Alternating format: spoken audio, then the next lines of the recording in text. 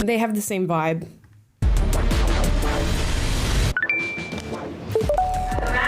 It must be so weird to do this in real life, because I feel like there is a little bit of a separation when you're on a dating app and you're swiping on people, and we tend to not view it as really rejecting. It's kind of like playing a game to a certain extent when you're doing it on your phone. But when you're in real life, standing in front of somebody, you have to swipe left or right. That's crazy. I could never. I think 90% of people agree with you. I just did a quick poll. Would you go on one of these shows like this where you have to swipe on people in real life? And now it's creeping down a little bit to 87%. But still, like, that tells you that the people who signed up willingly to do this, they're only like a small sliver of the population, which is going to have maybe certain comfort in putting themselves out there, a certain amount of openness. So I don't know. We'll see where this goes. It should be interesting. Yeah, it just feels like a very harsh rejection to just be swiping people. And you know it's only based off the way you look, because you're not allowed to say anything to one another. So that's kind of harsh, but let's see.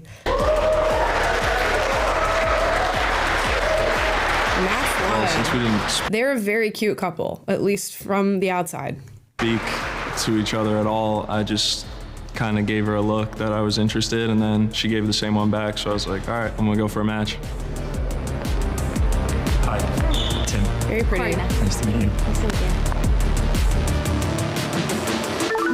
you. Nah, I saw that one coming. Hi. Hi, I'm Nick. Corina. Nice to meet you. Nice to meet you.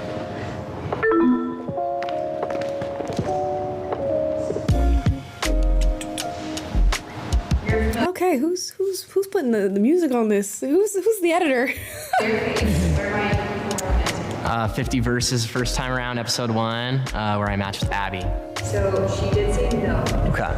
I just don't really think I'm interested in seeing where this goes, but he seems super sweet.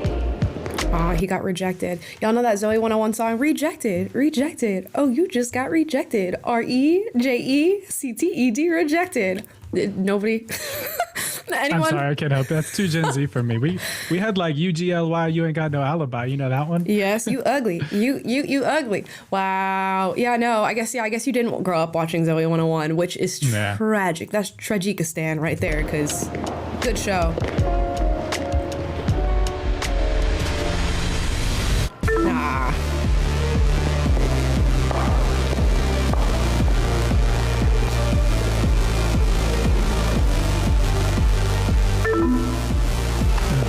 They have to keep switching the music because this is boring to just watch people swipe on one another. I don't know how long I can do this for. We might skip the swiping and go to the nitty gritty. I want to see them talking to one another because this is long. I think they swiped for 17 minutes, y'all. We're gonna watch a little bit more, and then we're gonna move on. It's fun to kind of predict. By the way, someone else said, why am I not seeing the LGBTQ version of this also? But we did a whole show on Pride Month on Monday, so I guess we're rebounding into straight dating for to get you through the Wednesday. I'm sure they'll make a gay version of this. Don't 100%. you worry. Don't you worry. This is filmed in LA, so it's coming. All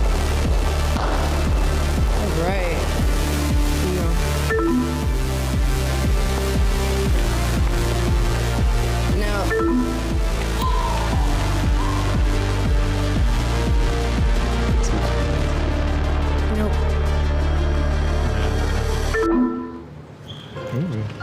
I mean, it's a lot less nerve-wracking knowing how the show works, and then not being able to see people, like with the curtains and everything, that kind of helps too.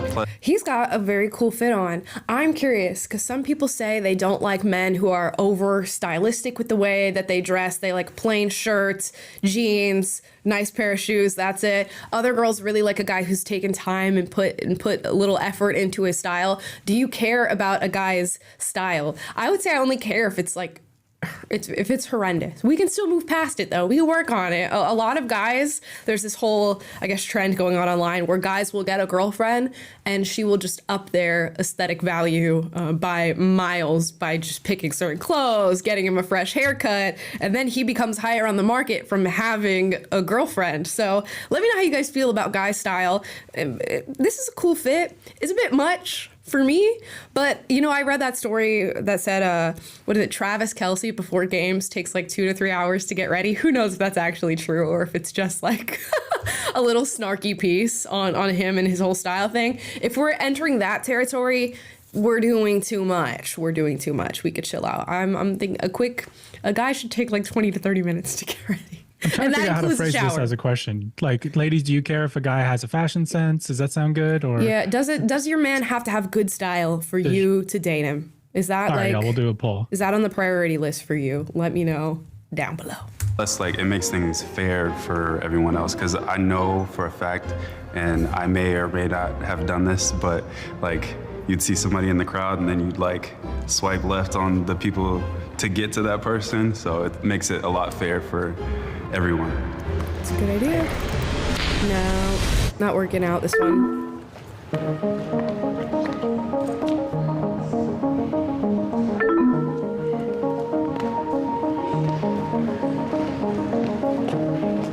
I recognize him from the little college video, the college dating video that we did on this channel, so check it out. Nope.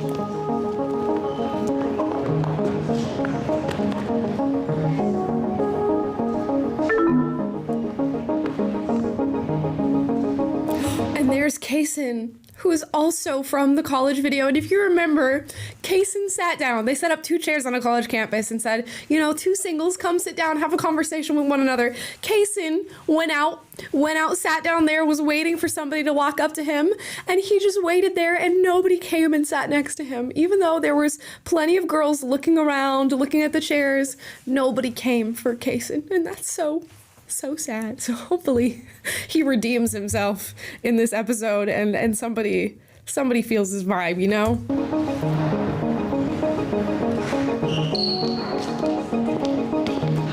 This could be. Could be. Nope. Never mind.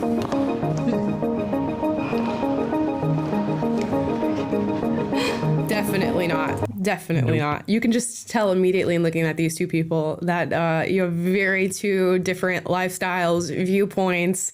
The way you present yourself is totally different. They might, you know, get along had they had a conversation, but just on looks alone, you know this is not gonna. Someone did say this is like reverse Love is Blind. Like, it's instead of getting to know their personality, it's just straight up like appearance only and then instant rejection. Yeah, love is 2020. Love is harsh.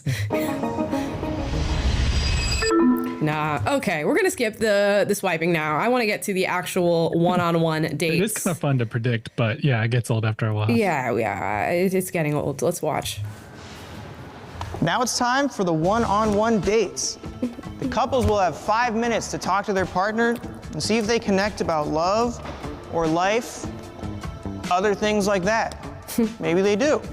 But if they don't, they have the opportunity to pick up the swap card, and they can swap their match with any one of the contestants behind them. Okay. But this time, we have a twist. We're trying to give some power to the pool of unmatched singles from round 1. So for this round, we're including a seal card.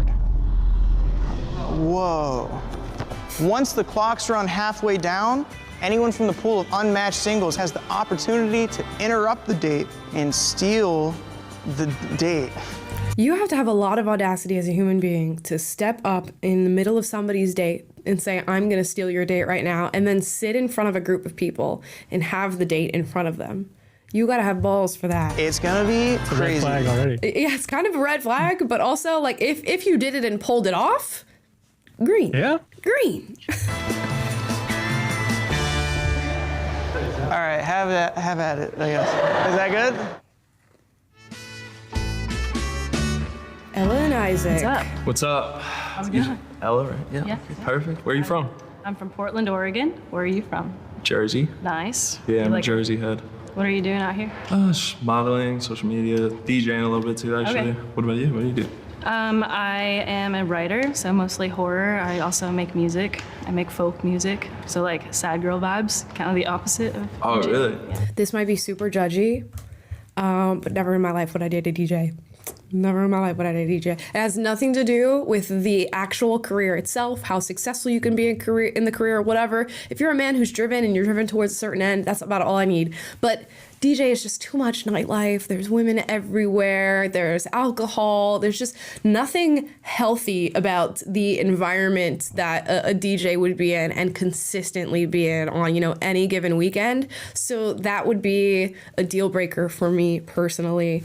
I'd like to ask you guys, would you date a DJ? And we'll ask both the men and the women. Would you date a female DJ? Would you date a male DJ? Let me know in the chat, because it's a no from me immediately on that one. I'll get that poll up in a second. I just want to read some results. First, we asked about the fashion sense. 24% of the ladies said yes, they want their man to have a good fashion sense. 42% say no, and the rest was show results. So that's an interesting ratio there. And then I also just asked you guys, would you rather go on a show like Love is Blind or one like this where you're swiping with Love is 2020?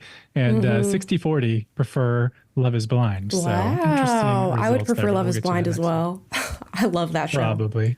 I love that show. It's so messy. I love Love is Blind. We were going to do a whole video on Love is Blind, but I'm like, does anybody actually want to hear what our thoughts are on Love is Blind? But I watched that season all the way through. Chelsea and Jimmy.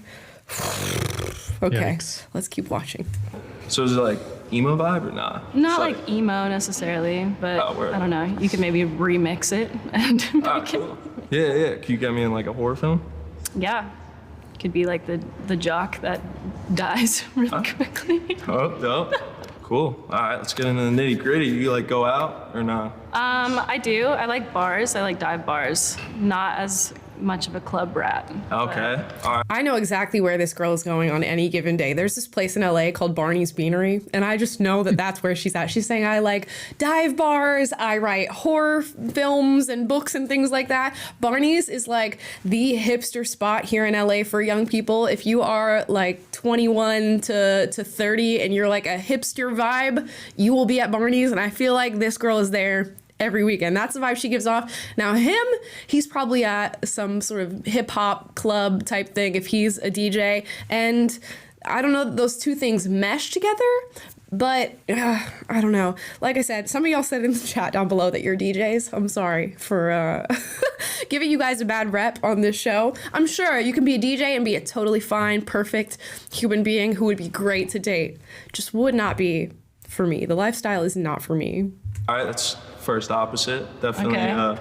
Well, I don't write horror films, but yeah, I go out a decent amount. Well, I guess you're DJing. So. Yeah. I like nightlife and stuff, but. I mean, I do too. I'm like more of a pool. I like pool and like darts and karaoke. Darts, karaoke. Yeah, the big three. Yeah.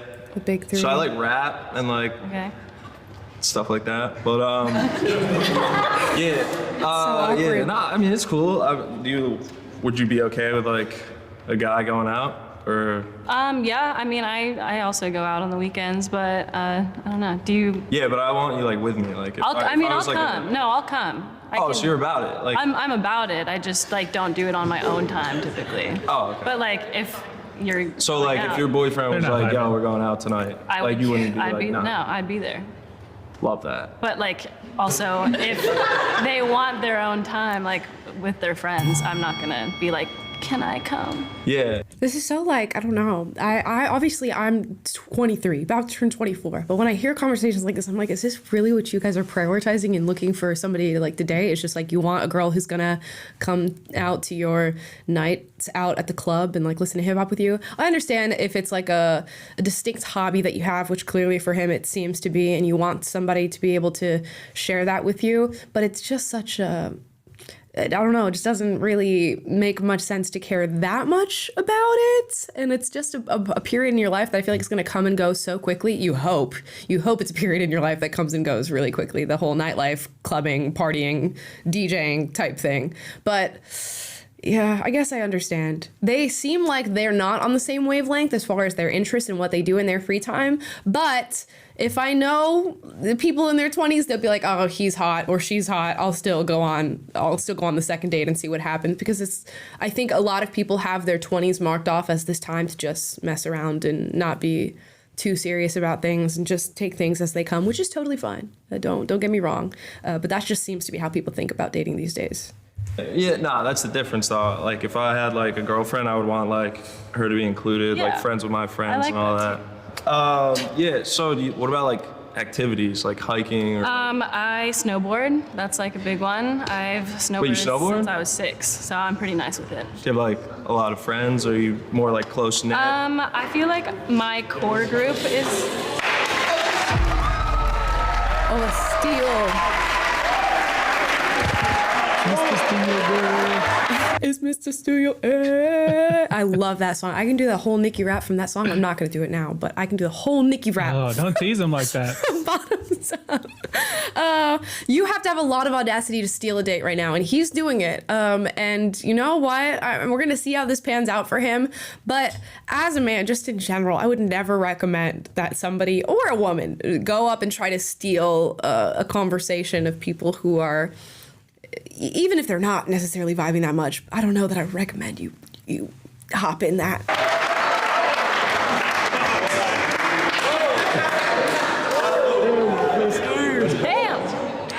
Yeah, so I stole because I heard you like horror and snowboarding and Okay. like pretty into that. Okay, nice. What's your favorite horror movie? Oh, it's tough. Maybe like Martyrs. Oh, that's a Pretty good one. but it's like pretty messed up. Yeah, that is a really good one. Yeah, what about you? God, that's like a. It's pretty throwback. hardcore, I know. Like, No, I mean that's great. Terrifier is like one of my favorites. So, also the Human Centipede 2 is really good. you crazy. That's a great movie. It's a controversial opinion, but it's really good. If someone's into horror, I'm like, something in me is just like, why? Why is that a deep set interest for you? I don't know. Even when people really like scary movies, like they're like, I have to go see this new scary movie that's coming out. I'm like, what? And those of you who are interested in scary movies, let me know, because what is in you that you want to be scared, that you want to be on the edge of your seat, that you want to be watching something that's, I guess, thrilling, but thrilling in the aspect of being horrifying? What makes you want to seek out that feeling? And if she's super into horror and watching things like the Human Centipede, I'd be like, girl, how many times have you watched the Human Centipede? It's getting weird. That's kind of strange. It's a strange hobby. And I guess like writing horror and wanting to imagine horrible things and writing them down, maybe it's just a creative outlet type of thing, but it's a particular interest that a little red flag is raised of just like, why are you interested in that? For what reason? What was the reason? I can't hate and judge too much because my wife's like a big Stephen King fan and has read like almost all his books. But she's explained it to me that it's just like he is really gifted as like a writer, storyteller, and can make like very gripping characters and plot lines, and it's mysterious and you're trying to figure it out. So I can get that, but it's the like, if people are really into the slasher, demonic stuff and keep going to that, that's where I get a little bit like, like what is wrong with you? But not really. We did ask you guys though if they're into horror movies. Is it a red flag? 76% are saying no, and only 24% say yes. So I guess y'all aren't as worried about the horror movies, at least if it's phrased like that. I mean, I don't think it's a red flag if they're just into horror movies, if they like scary movies. There's tons of people who are into that, but they're like, I like writing horror, or like horror is my hobby. Like I just like watching it over and over, or like I've watched every single horror movie that's come out in the past 5 years. I'm just like, interesting. This is. I feel like there's something about our personalities that maybe wouldn't mesh if that's a deep set interest that you have. And I'm curious what the driver of that interest is. Why do you like being scared? And I'm the same way about this across the board. I'm like, why do you want to jump out of a plane? Why do you want to bungee jump? Why do you want to go on that roller coaster? The feeling that it gives me of impending doom and like frights for my life, I don't like seeking out that feeling. And there are people that love seeking out that feeling, and maybe you get it from movies and bungee jumping and base jumping and all this different stuff. Count me out. I'm gonna stay on the ground. But you'll do an ice bath and you'll go out with the LAPD into the hood. But but that's like you won't do those films. Those are safe situations. Like I know I'm not gonna die or nothing bad's gonna happen. I'm in a protective position in doing those different things. Someone need to explain to you like the health benefits of watching horror films or something. Like there are tangible benefits that you can apply a rational mind to when it comes to ice baths, and then the police things are separate. That's like about learning and whatnot. But yeah, I don't know, the horror thing. I don't get the appeal. I just don't know what you're getting out of it.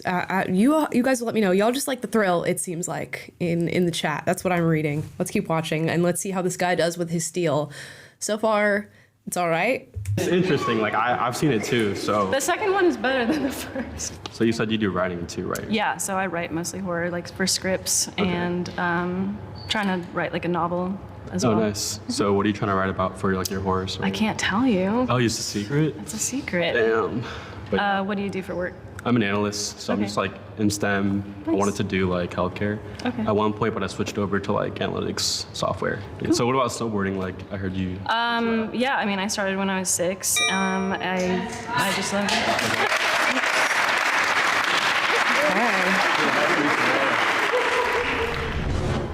So would you say yes or no? I would say yes to a second date. I would definitely say yes, yes, yes. A little too eager. Yes, yes, yes. I feel like she's gonna choose Isaac, the first guy. Yeah. And I don't know if it's because their vibe was particularly better than the second guy. I just think she obviously liked the way he looked, and she swiped positively on him for a reason. And I think that withstands the test more than just like stealing the date and sitting and talking about stuff that she likes. Oftentimes with women, even if you might have similar interests, they'll kind of go for the one they're more attracted to. But we'll see. I don't think we're going to find out even in this show because they do multiple rounds of this, so that sucks. But I have a feeling she's going to choose Isaac. What's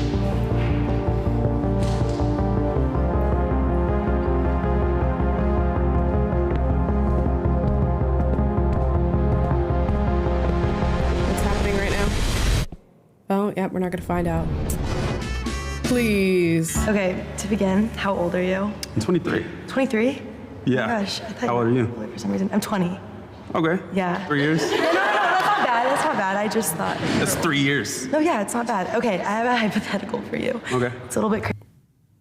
Y'all see the face I'm making? I already don't like his energy. Why'd you just come at her so aggressively for that? She was just like, oh yeah, okay, you're 23. He's like, that's 3 years. All right, we got a mathematician over here. Thank you for that. My goodness. Okay, Einstein. Crazy. The world's gonna end, and you're the only person that knows that the world's gonna end. All right, and the only way to save the world is if you kick this baby repeatedly, but the baby can't feel anything, okay? But like only you know that, and then also someone's taking a video of you. Someone's taking a video of you, and yeah, so it's either the world ends, but then like, or your life is over, basically. You know what I'm saying? Did that make sense? I'm not That gonna makes sense, say. right? It makes total sense. And I'm kicking the baby. I'm sorry. To save the world. 100%. It's like those videos where they go around asking people, like, asking white people, would you say the N-word to end world hunger? And all these white people are like, well, I can't say the N-word, so I guess everybody on Earth is just going to have to starve or whatever because I couldn't possibly say the N-word. Are you kidding me? I'll be like, hand me the mic and tell me where I need to say it. How loud do I need to scream it? How many decibels do you want me to say the N-word at in order to end world hunger? Are you kidding? So if you're going to save the entire world by kicking a baby who can't feel pain, kick the baby. I'm gonna be like, where's the field goal at? I'm kicking the damn baby. Even if they could feel pain, I mean, not to get weird about it, but right. if it's saving the world from utter destruction and the extinction of the human race, like, sorry, that's a small price to pay relative to what you're saving. And apparently you guys agree 72% are saying that you would kick a baby to save the world. Yeah, I'm so sorry. Where's the baby at? I gotta save the world right here. I know it's not the most valiant, endeavor in saving the world. It sucks that there's a video that is going to be on the internet forever of you kicking this baby and nobody knows why you did it. But that's the sword you got to fall on sometimes in order to save the world. You got to do what you got to do. Let's see how our boy John answers this question. But no one knows that the baby can't feel anything. You know that the baby can't feel anything. I'm not gonna say on YouTube that I'd kick a baby. So no, I wouldn't kick a baby.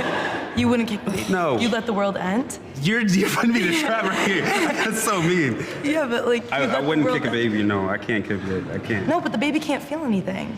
It's still a baby. And you know that the baby can't feel anything. It's still a baby. Let's ask like a real question. So what are you into? That's not a real question. Lame. If somebody, I say this all the time, if you're gonna have a conversation with somebody and you're trying to like open it up and from a dating perspective or pursuing somebody, I think it's far better that you ask like an interesting offhand question that sort of catches people off guard. And that's exactly what she did. She did it super confidently.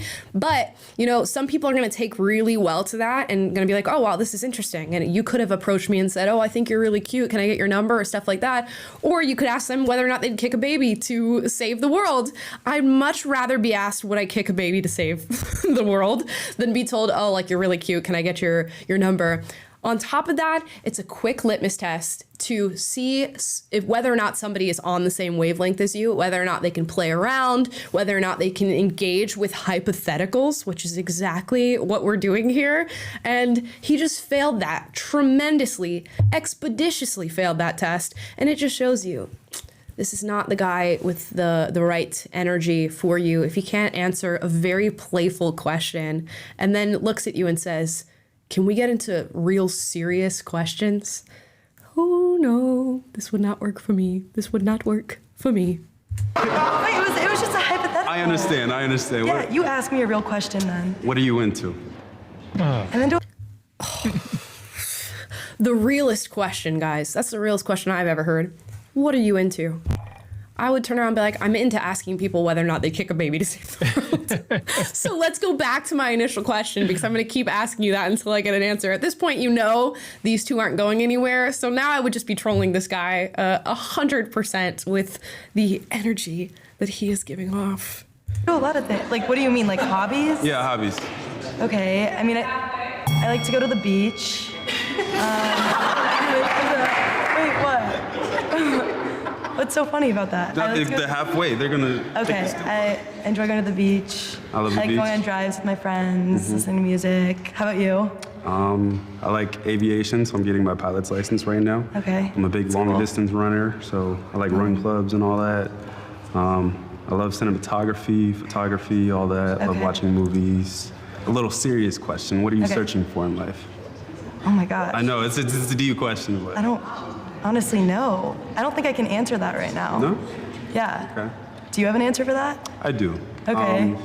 For me, what I'm searching for is trying to strengthen the spiritual aspect of my life and the emotional aspect, and make sure all of that's intact before I enter another relationship, I'd say. But yeah, that's what I'm searching for in life.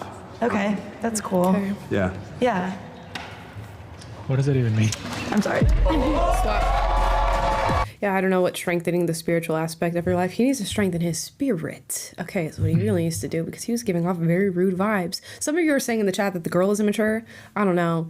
She's in the setting of being in a Jubilee video, just asking somebody questions. I would be playful with that, and it really does help you figure out who people are, and his responses were not doing it for me whatsoever. Even when she was looking around saying, like, why are people laughing? Why are people joking right now? And he's like, we hit the halfway point.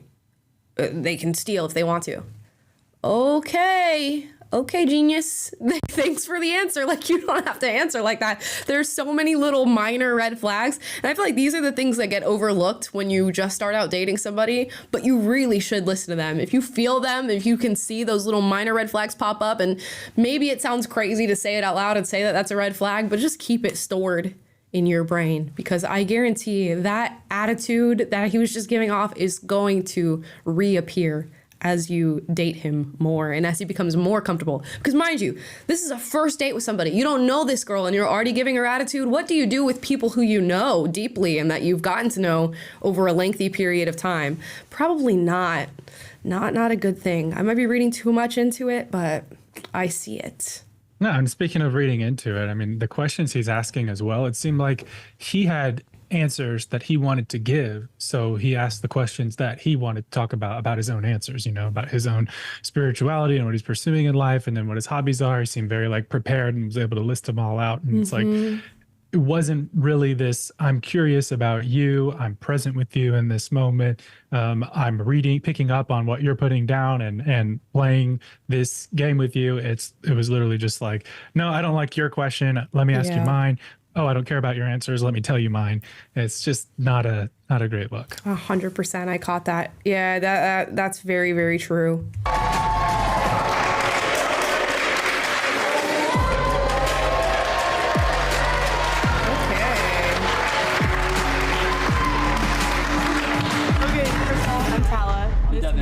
Nice to meet you. Are you gonna ask me another crazy question, or was I can't think of another hypothetical like that, you know. But what would your answer be to it, honestly? I'm trying to be a nurse, so I'm not kicking the baby. Okay, no, that's valid. That's valid. Yeah, you wouldn't be able to be a nurse anymore. Okay. Men, come sit down, listen in. you're kicking the baby. This is honestly a test for logic at this point too as well. This is a great question, I think, to just start off asking people. This is a test for logic. If you look me dead in my face and say you're not kicking the baby, I'm sorry, you're an illogical man and we can't date any further. Also, you're kind of a weak man. You're not going to kick the baby, and for what reason? He said, I'm trying to be a nurse. I'm not going to kick the baby. So all of humanity is going to die. I'm taking this very seriously. All of humanity is going to die. Everyone is going to lose their lives because you won't kick one baby. Weak man. Okay, I'm sorry. The door. You got to go. You have to go. You have to go. This is a logical question. At the end of the day. The world ends. But, Exactly. So what are you into? Honestly, I like to. I'm just a nerd that had a glow up. So honestly, I just like. Okay. I like to work out. I do go watch movies. Okay, that's cool. Playing video games. Anime. I'm into all that shit. Honestly, Okay. I like driving cars. Yeah. I'm not into anime. I feel like I already said it. Oh yeah. Yeah. My fault. I was just listening to that crazy ass. Wait, so like what about anime do you like? Because I've kind of been wanting to get into I'll put you on. Yeah, please do. Yeah, hook me up. Okay. Yeah, I watch it with like, Okay.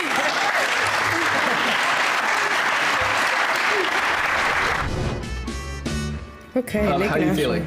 I'm good. Okay, good. I'm excited. Okay, I'm gonna launch with an icebreaker, something easy. I'm gonna ask you, so what would you say is like your guilty pleasure song? Like a guilty pleasure song or even a guilty pleasure movie, TV show? Like what do you think? Guilty pleasure. Yeah. Okay, I don't know if I have like any shame, but like. Okay, I like that. No shame is always good. No shame ever.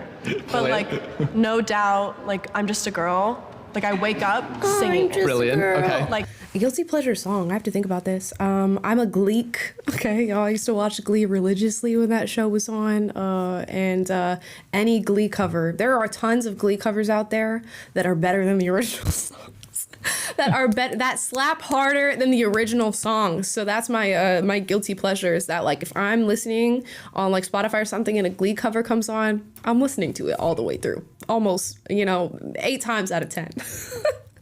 I shouldn't even feel guilty about that because Glee is amazing. Glee was an amazing, culturally iconic show. Might not have been the best written show, the best acted show, culturally iconic. Do you have one, Taylor? Guilty pleasure song? I mean, like you, I don't really feel guilty about it, but I really like Creed. A lot of people that find them cringe. I mean, there was a period there where I was like, okay, it's kind of cringe to listen to them. From like 2000 to 2010 after they were super popular, and then they kind of became a joke. And now I'm like, you know what? This slaps. And I'll go to the gym and rock some Creed, Higher, and One Last Breath and stuff like that. Man, that's good stuff. Do I know the song? Higher by Creed? How does that sound? Yeah, I mean, I'm not going to make take me higher. Oh, can you take me higher? Higher. Oh, that's a good one. Okay, I'll take that. That's valid. That's valid. Soundtrack of my life. I love that. Do you have one? 100%. Mine's got to be Big Girls Don't Cry by Fergie. Oh, it's so good. Absolutely adore that song. Green flag. This is a green flag. Big Girls Don't Cry by Fergie. Is it like your alarm clock? I wouldn't go that far, but every time it goes on, it's like, oh wait, it's Big Girls Don't Cry. You're like, you're right. I don't. Yeah, I know. How about movie? Do you have a movie one or a TV show? I don't know. Okay, fair enough. I have like a go-to movie. Okay, what's your go-to movie? I like a big Lady Bird girl. Oh, Lady Bird's brilliant. That's a great movie. So am I. So. Yeah. I love like Lady Bird, Juno. Really? Okay. How about you? Guilty pleasure or go-to? Favorite movie, guilty pleasure. Okay, I'll do go-to movies. I love Harry Potter. I'm gonna be honest, I absolutely adore Harry Potter. Love Harry Potter. What's your favorite? I love Harry Potter. Favorite one? Of course you do. My favorite one is the third. Looks like I know that's cliche, but it is the best one. I'm not gonna lie. I even have a tattoo quote that's a Harry Potter quote. Love it. But how about you? Are you a Harry Potter fan? Yes. Okay, yes. what's your favorite then? What's your favorite movie? Okay, I like 4. Okay, have you read the books though? I have read the books. Okay, good. I love these two. Ship it. Package it, send it away. These two are good. The energy is good. The way they're responding to each other is good. The way they're listening to each other. The vibes are immaculate. The vibes are immaculate on this one. I'm seeing the wedding already. Like super nerdy. Like elementary school is like Hermione for Halloween every year. Brilliant. Okay, that's perfect. That's awesome. And like I was like in love with Draco Malfoy. Like in love. I'm not. Like really serious about it. Yeah, I mean, me too a little bit in some way, I'm sure. I had a cardboard cutter, like cut out like Yeah. of him. You did not. I did. Dude, what? And he would be in my room, He'd but just it's be funny stalking because you. like if the light. Yeah, the steel card is now in play. Y'all better sit down. If somebody I would fight somebody if they got up during during this day. I would body slam the person who's trying to interrupt these two. Expelliarmus them or knock them back with a spell. No, for real, because these two are not to be interrupted. Lights were off, then it would just be like this dark figure, and you're like, ah, Draco. I actually think that would scare me shitless. Okay, I'm gonna hit you with a more personal question then. Love it. What would you say is the thing that you value the most about yourself? I like that I'm driven, Okay, and I love how much I love my friends. sure. Like when I talk about them, I light up. Like hearing That's about wonderful. their passions and like what they're into, and them like succeeding. It's just, I love that. No, that's awesome. That's brilliant. How about you? I think my curiosity. I have this big desire to understand everything and everyone. And because of that, I ask a lot of questions. My dates often feel a little bit like interviews, but I just like to learn, I suppose. I really like to learn more about people, and I want to know who you are. You know? Great answers all across the board. Great. You know what would break my heart if this turns out not to be a good guy or this turns out not to be a good girl, because they're giving such good answers to each other. And you know, her answer of I really just love talking about my friendships and cheering them on and talking about their successes, and I light up talking about them. Beautiful way to go about life. Such a healthy way to go about life. And his whole view on curiosity and constantly wanting to ask questions. Awesome. And like you should definitely look for that in a partner, because you're never going to be bored. There's always more to know. There's always more to learn. You know, the conversation will keep flowing so long as you're continuously curious about one another. It's just a good way to go about life, being curious and wanting to know more about things.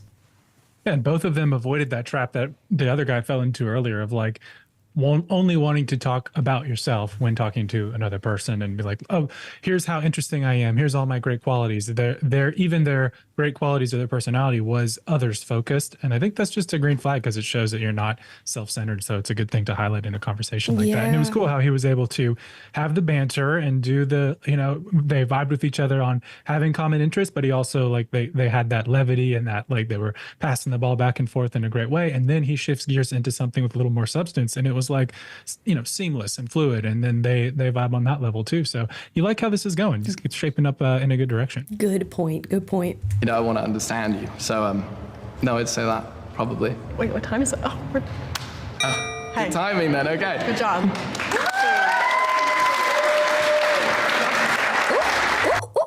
He went in for the hug. Okay, good. First of all, like the fit, pretty much twinning. We're kind of the same. Yeah. Vibes. Okay. Okay, so quick question. Yeah. If like, let's say all electricity's out, like there's no more electronics in the world, what would like you go do? Like, probably go sit in a park with my friends. I like just like hanging out, yapping. Like my ideal hangout with my friends is like go catch up with them at a coffee shop and just like yap. Oh, okay. Yeah, how about, you seem like disappointed by that answer. No. Okay. Yeah. What would you do? I'd try to find a horse and just like go travel the country or something. Like feel like a Last of Us character, you know? Just, Oh, like, that's cute. yeah, traveling, yeah. I like that. Do you have any pet peeves? I like boring people. Like, if you can't like, I don't know. I feel like I can have a good conversation with people and like, I get bored pretty fast. Dude, me too. Not like with people, but I feel like I it's zone out a ADHD lot. in me or something. Dude, same. Wait, just a quick question. How old are you? I'm 25. How old are you? I'm 21. If someone gets bored fast, is that a red flag to you? I really had to think about that. I had to think about that as a characteristic in somebody. Like if I was dating somebody who gets bored very quickly with things, how does that impact your life and impact your relationship? I feel like, to an extreme extent, it could be a tough thing to deal with as a characteristic in somebody who can't like entertain themselves or is constantly finding themselves bored anytime, because I feel like boredom should breed creativity or invention or something better than sitting in the boredom.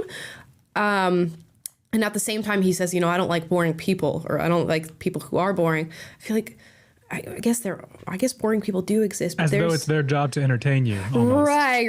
Yeah. And maybe, again, I might be reading too much into these things, but I just like to think about them a little deeper of like, having that characteristic in a partner might be a difficult thing to deal with. Have you guys ever dated somebody who gets bored very easily, and what was that like for you?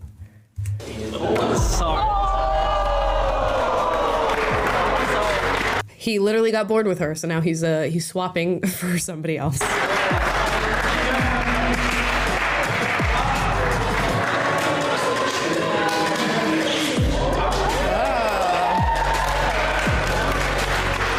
He brings her back. You're not going to get bored with the girl who asked you whether you would kick a baby to save the world. She's constantly got other questions, I guess, popping up. What's up, Pookie? We're back. Okay, do you have any questions for me? Where do you go to school? SDSU. SDSU? Yeah. Oh, okay. How about you?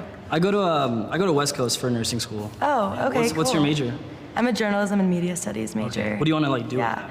I want to do like copywriting or PR. I don't want to be a journalist, but I just have to get the degree to get the job. You know what I'm saying? Yeah. Yeah. What year are you? I'm third year. Oh, okay. What about I'm you? a sophomore. Yeah, Perfect. sophomore, yeah. Yeah. Works out. Yeah. Wait, you said you had a glow up? Yeah. Wait, were you on the glow up episode? Is that what? No. Just like. Oh, okay. Yeah.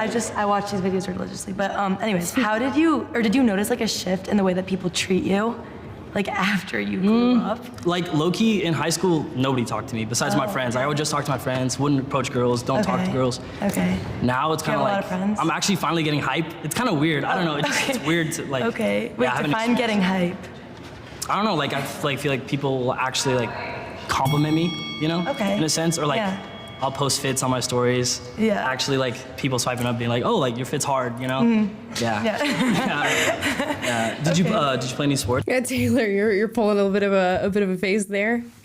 Yeah, I mean, it's just you keep bringing up how you've had this glow up and that people are hyping you up now. Just it feels a little insecure. Like, why do we need to talk about how you've improved and how people are hyping you now? Just kind of if you're confident in how you're feeling now, you shouldn't need to like bring up how you used to be and now I'm better. It's just be who you are now, stand in the moment, and I don't know, it just is a strange vibe for me. Yeah, I did sort of see that the call for a little bit of external validation is, but a lot of people have that, so it kind of makes sense. But especially coming from a place of not having had it to suddenly having it, but you gotta let that go, dude.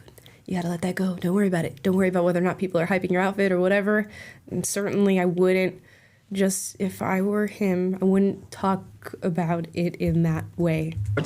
Yeah, I played tennis. Tennis? Yeah, in high school. That's cool. I did water polo and swimming. Yeah. Oh, okay.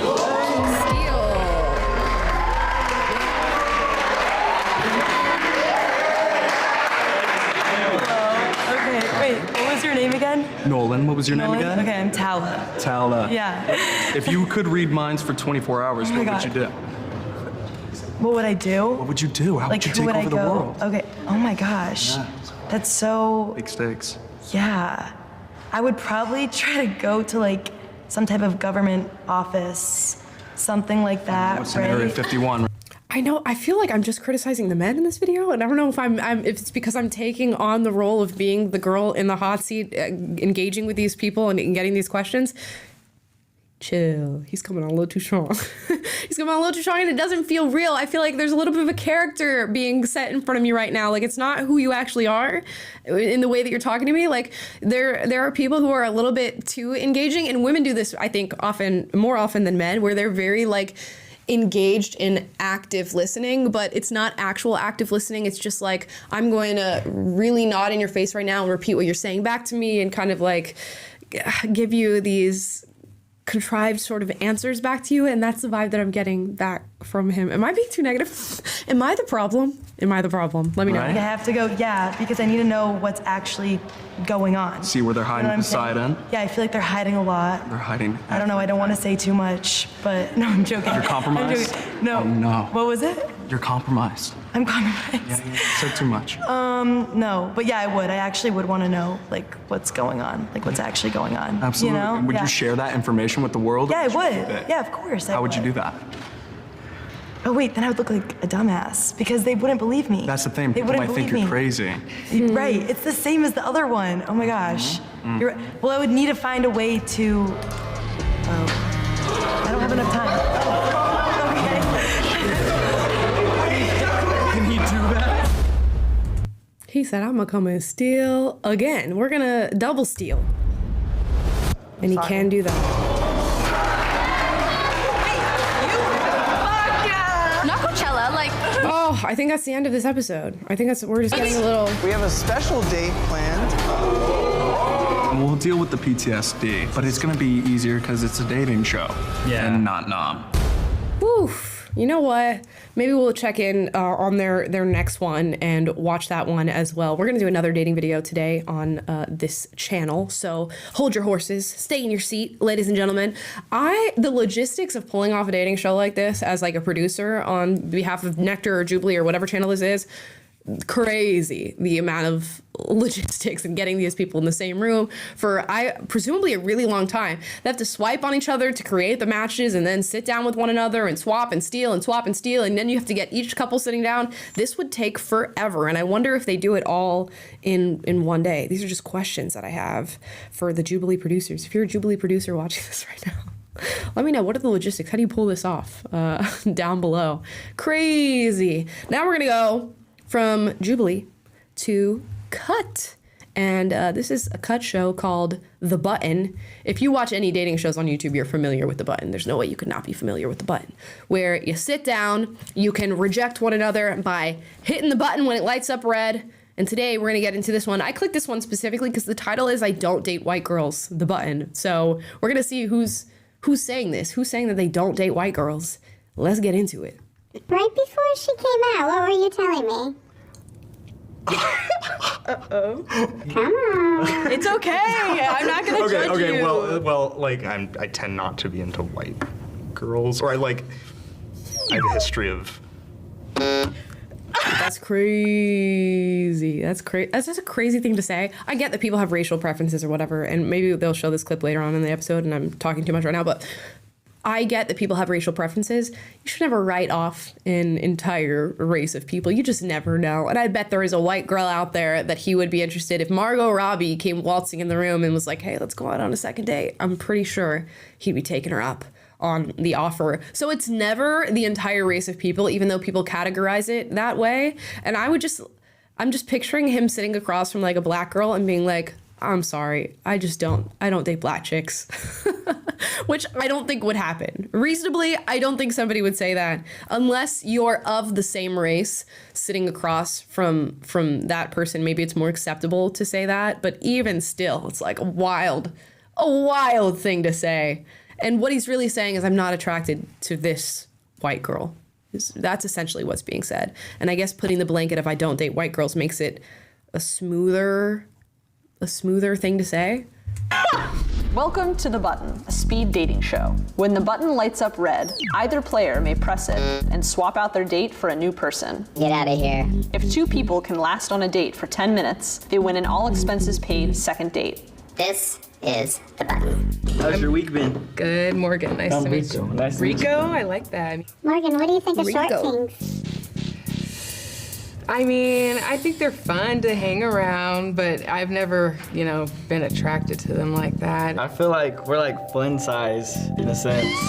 Is a short king a deal breaker for you? A little bit. I usually like to be friends with them. She meant to say a lot of it. Look, I paused it right at the moment. She was smacking that button on that short king is what she really meant to say. She meant a lot of it. That's a deal breaker. But I do like his response of like, oh, we're fun size. It's a confident response of just like, I am what I am. I always tell every single short king out there, you have to take the king part of the name more seriously than the short part of the name. So you guys got to start acting more confident, be on your king shit, okay? So they're not worried about the short part, because if you're constantly like, oh, I'm shorter than her. Do you guys like short kings, or would you date a short man? It is already giving you the answer of no because of the energy that you're putting off. When if you're just confident, you're like, yeah, what? I'm short, whatever. Doesn't, I was gonna say something inappropriate. I'm not gonna say. I'm not gonna say anything inappropriate. But he's like, yeah, I'm short, like whatever. Like what's it to you? I'm still awesome. I'm still a king. Emphasize the king part at the end of short king. Then you're gonna be I'm fine. king size is right. I am not fun size. See, that's why I diverge from the fun size comment, just because it's sort of like I'm accepting a lower status, and you don't really want to do that. You want to project king energy and ignore the haters or anyone who would think less of you because of your Right. stature. So I think the fun size was kind of like, I think he did himself a disservice there, and he could have just been like, hey, I'm king size or something like that. I don't know. Interesting. Okay. I didn't get you, but I could see why you would interpret it that way. Oh, we gotta do an instant was replay first? on that one. Oh, he beat her. I think that was him, All right. honestly. I already knew as soon as you said like just a friend that you were gonna push it, and It's okay, it's I gotta valid. stand up for the guys. Stand up tall. That's crazy. I'm sorry. It's nice to meet you. That's Savage. crazy. It's the only thing you could say to a line like that. Stand up tall. No shit. What for what reason? What was the reason? Have a good rest of your day. I knew coming into this that they would talk smack about short kings. Hello. Hi. Hi. Nice to meet you. I'm Rico. Nice to meet you. What's your name? Rico. Rico? Do you like jewelry? Like see Yeah, the I rings do. and I stuff? have a lot of rings. Do you like each other's style? I don't know. I don't know what you're wearing. Do a little runway. Okay, Do a go little ahead. spin. A little spin is crazy. Look. Okay, the pants are cool. The pants are cool. And I like the gave Jimi us Hendrix. Thank you. It's something that my friend made. Rico really likes goofy outfits. Do you think her outfit's goofy? Do you think my outfit's goofy? No, I didn't even put that in my preference. I don't know where that came from. That's a lie. Is someone That's lying? why. She gives me like at least her style. I don't know what her personality is, but Phoebe from Friends. That's what her style is. Kind of quirky, cute, not necessarily goofy is how I would characterize it, but she's got a quirky little vibe. She reminds me of like Lindsay Lohan on Freaky Friday or something like that. Yes, Like the early that's a good 2000s one. girl in a coming of age movie. That's a good one. Which I'm here for because that was my era, but you know. Yeah. All the Disney kids started out in fits like this, 100%. Are you a liar? I'm not a liar. Is that what's going on right now? I'm not a liar. Buzzed him. I swear. Wait, why'd you push it? It wasn't like natural. Like I could tell maybe I wasn't his type. Bun did you dirty, I'm sorry. Hi, I'm Haley. Honestly, that's the best way to answer it. Is just throw it on the other person. I rejected you because I feel like I'm not your type. You know. It's not you. It's me. Hey Haley, I'm Kai. Kai? Yes. Oh, I will have to say one thing. That is my ex-boyfriend's name. I know. I'm so sorry. Interesting fact about Kai is that he's a gamer. You're a gamer? I mean, it should be pretty obvious. Oh. Okay, Kai. Damn. I think he has what is that a One Piece T-shirt? I don't watch anime, so all the animaniacs. I know that's not what you guys call yourself. I don't know. What do people who love anime call themselves? Weebs? Are you weebs? I don't know. Or is that derogatory? Did I just say an anime slur to you guys? You'll let me know in the comments down below. Is he wearing a One Piece shirt or is that a one? No, never mind. I think it's Some One people in Piece. chat are saying yes, I think. Okay, Or they it's say One they Piece. love One Piece. I don't Also, are you guys called weebs? What's your guys' thing? Really? I can't. Oh, Really? like I don't know. You're wearing like One Piece. Yeah. Yes.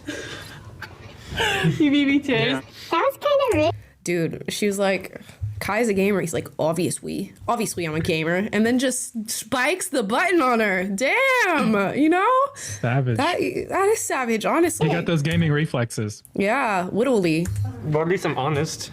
I'm Carson. Carlson, my name's Kai. Nice to meet you.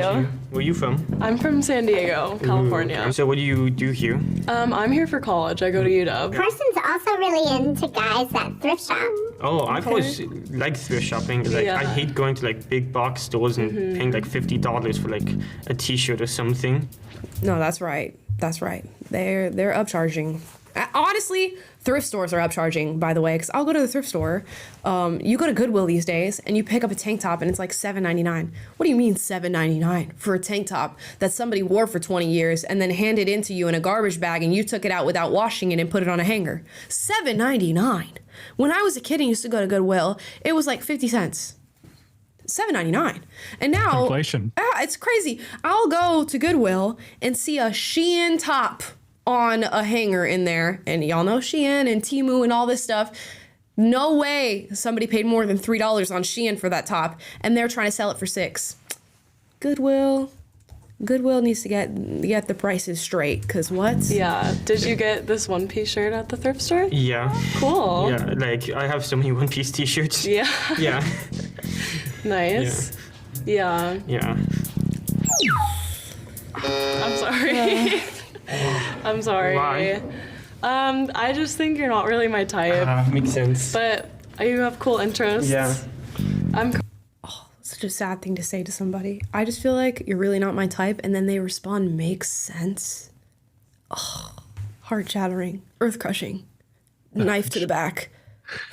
You opened a can on the Goodwill stuff, by the way. People are saying that all their stock is donated. It's all for profit. It's fight inflation. People are very passionate about this Goodwill issue. It reminds me of the whole mattress firm thing that we did about investigating the conspiracy theory that why does mattress firm has all these locations nationally? There's always a mattress firm in every single town. What's really going on in there if they're just showing off mattresses? I mean, come on.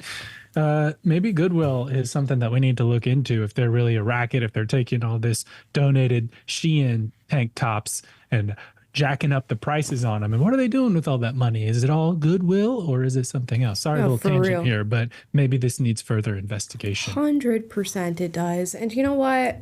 That's not what thrifting is about, you know? And maybe it's because, like, I don't know, if thrifting's become like a hobby for people and then that sort of help with the upcharge and everything, or Goodwill just sucks. But like, you go to thrift stores today where it's supposed to be, you're supposed to get cheaper clothes because somebody has handed over the clothes. And now the thrift stores are like, oh, this person didn't know that this is actually a high value item. We're going to sell it for $300. Well, wait a second. This person gave up the piece of clothing so that you would sell it for cheaper to somebody else and somebody else could have it. A lot of families that can't go out and buy brand new clothing for their children go and scour thrift stores to find like decent clothes to give their kids. And the whole point of your thrift store is that somebody gave you these clothes with the intention of you selling it for far less to other people. So why would you hike up the price and start like finding specific items to upsell to people? I have a vendetta against a lot of thrift stores, specifically Goodwill, because how big they are is like a franchise. Maybe I need to make a whole video about this because it's BS. Carson, what's your name? Carson Kirk. Nice to meet you. Yeah, good to meet you. So what's up? So what's up? I guess I should ask you something about yourself. Like anything you want to tell me. What do you like to do? I love it when people like do exposition in the way that they're like saying like that is actually an internal thought that should not be said out loud. And I love that he said it out loud. And I don't, there's something endearing about somebody who goes, I guess naturally I should ask you a question to get to know you, and then you ask the question.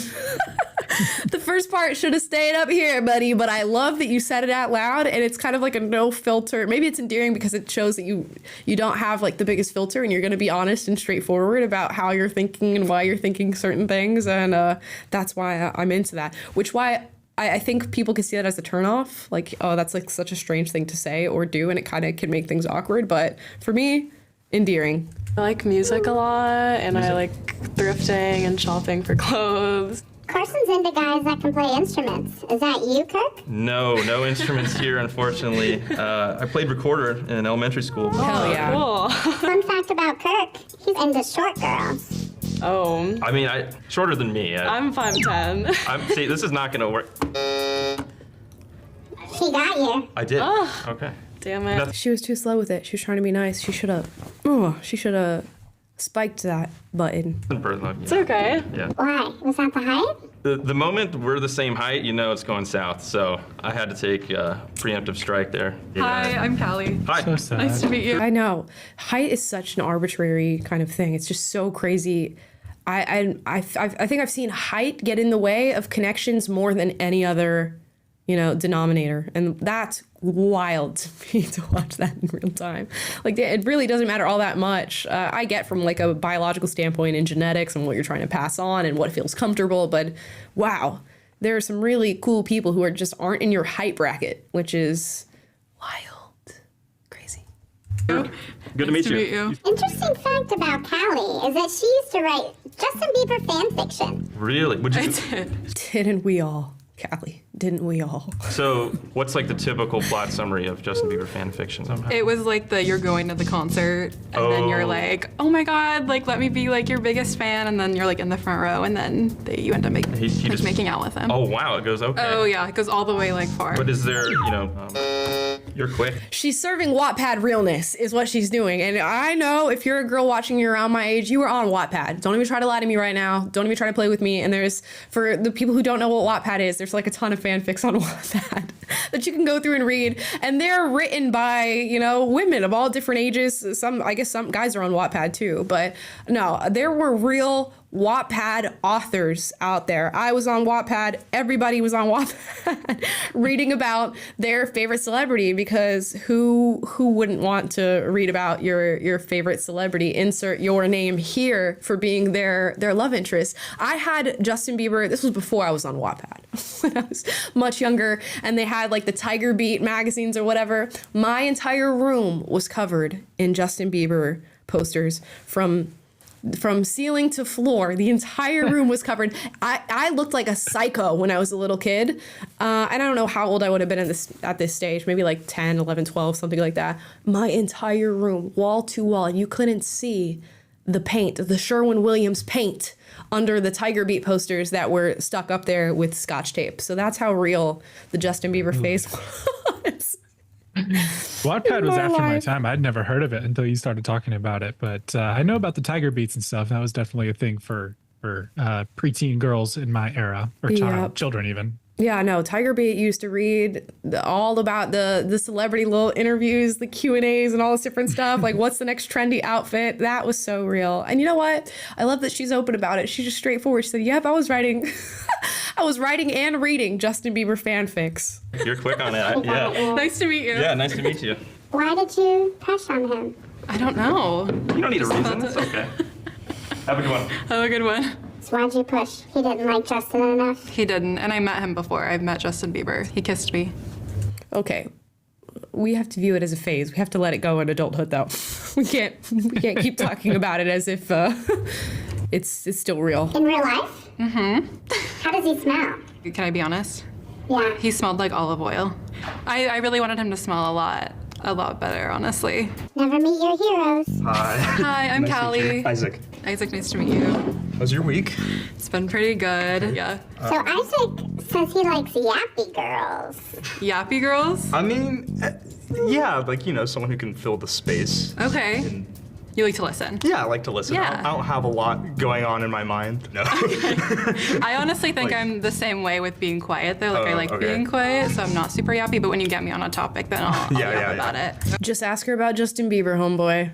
You'll get your yap session. She'll yap away. Fun fact about Callie is that she kissed Justin Bieber. Really? He kissed me. That's crazy. Yeah. When was this? This was, oh my gosh, I'm not gonna lie to you, it was middle school. I met him in middle school. It was a little bit, yeah, it was, I mean, it's definitely one of my like biggest flexes, I would say.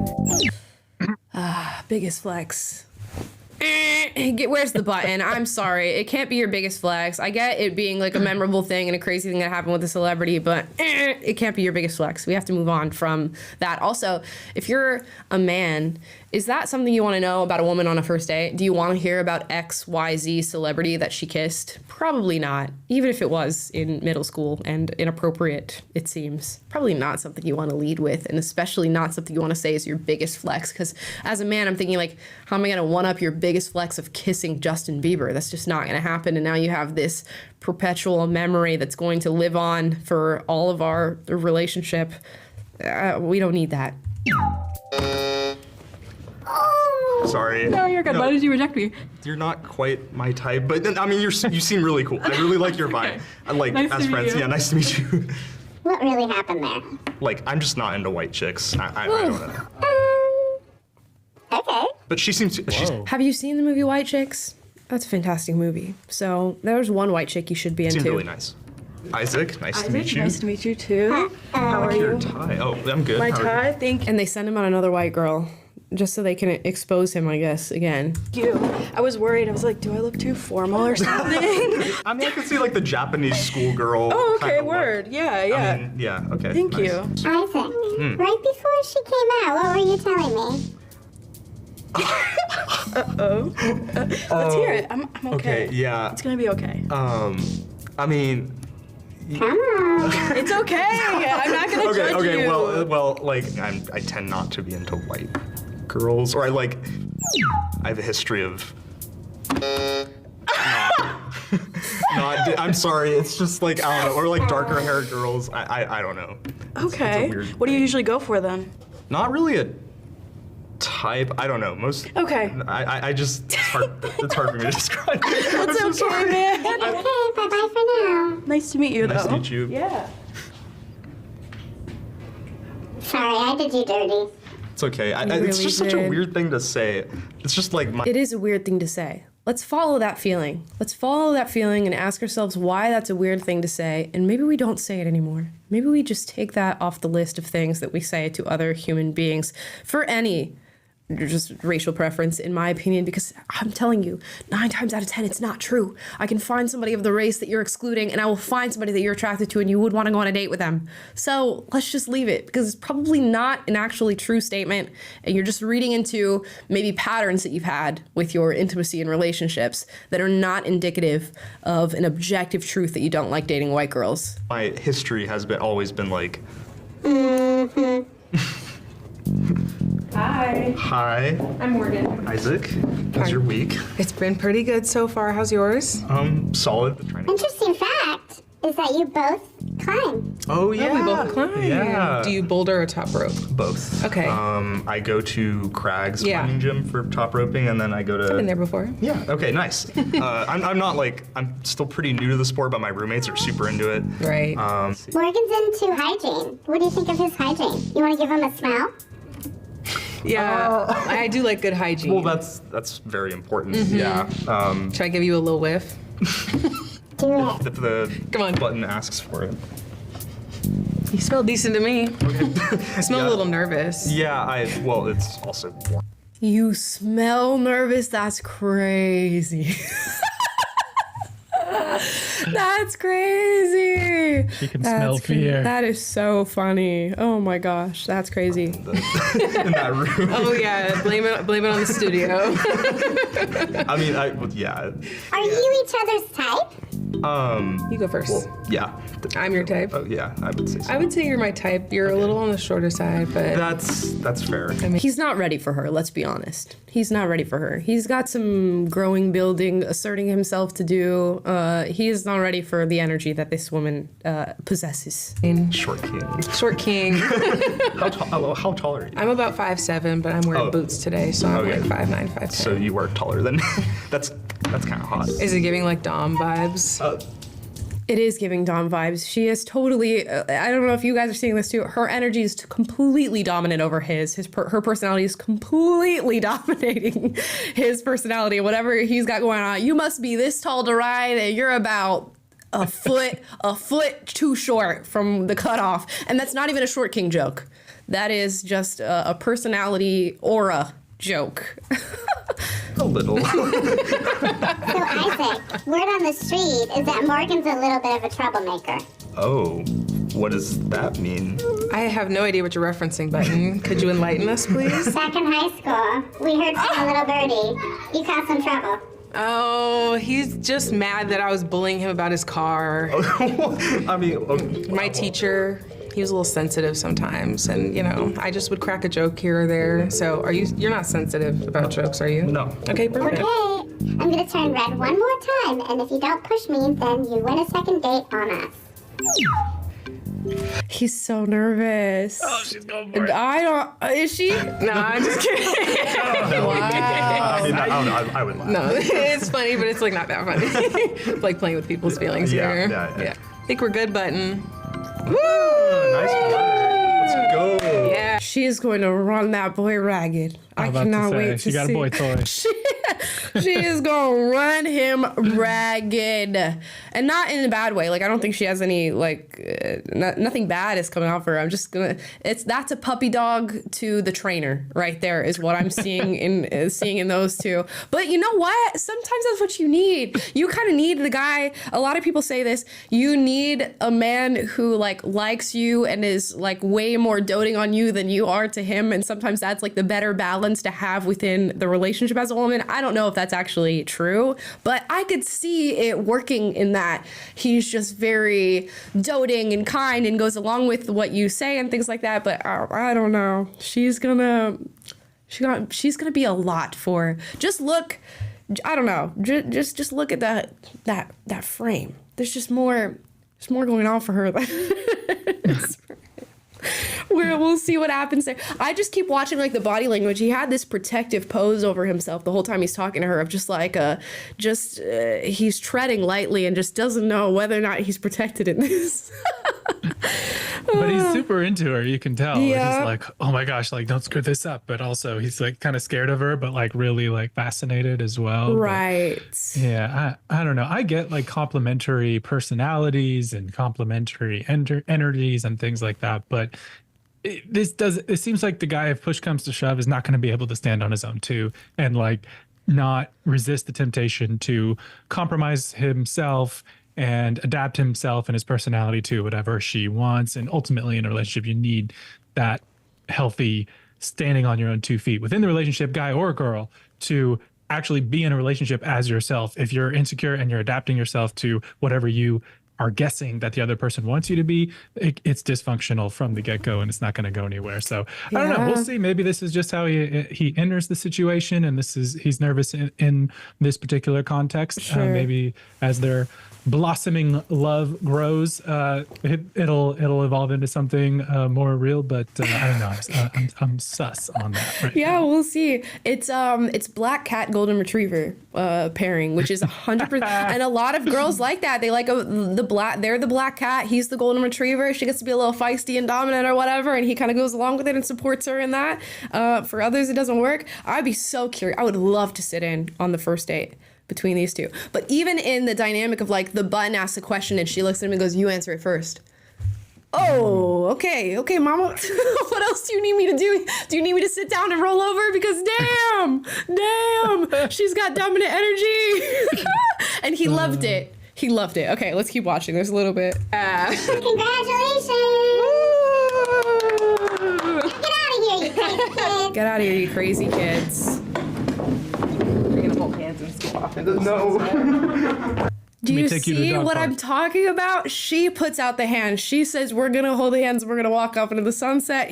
There was not a thought in his mind of, I possess the energy to try and touch this girl right now. There's not a thought. She is the initiator. And I was like, better stand up tall then. Yeah. I was a little. No, he did not say that. That's so funny. He didn't say it? No, he didn't mention that at all. She was just like, they don't like short kings. I was like, oh man, that sucks. It wasn't the short kings, it was just the energy he brought. Okay. Yeah.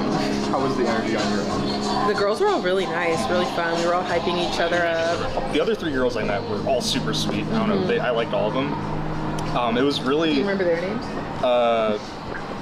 No. He's so cute and nervous. I love that for him. I wish them all the best. Says that it's a and success. Cody Ko just popped up on my screen. Shout out to Cody Ko, love him.